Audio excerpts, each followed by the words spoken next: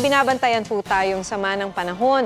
Ulanin kaya tayo dahil dyan? Iulat yan ni Amor La Rosa ng GMA Integrated News Weather Center. Amor? Salamat, Ms. Maki. Mga kapuso, isang low-pressure area nga minomonitor ngayon sa labas ng Philippine Area of Responsibility.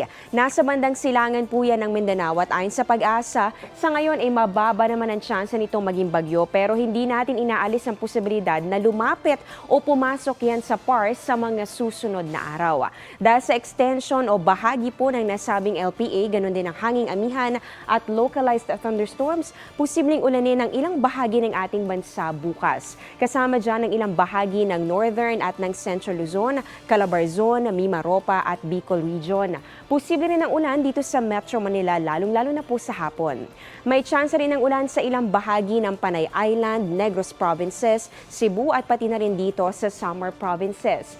Halos buong Mindanao naman ang uulanin bukas. May mga heavy to intense rains na inaasahan kaya maging handa po sa banta ng baha o kaya naman ay landslide.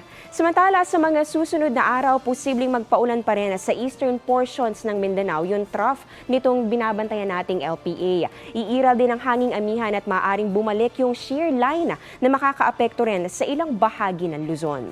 Posible naman ang localized thunderstorm sa iba pang bahagi ng bansa kaya sa nalalapit na eleksyon at undas, mga kapuso, doble ingat at laging magdala ng payong. At yan ang latest sa lagay ng panahon. Ako si Amor La Rosa. Ito ang GMA Integrated News Weather Center. Maasahan anuman ang panahon.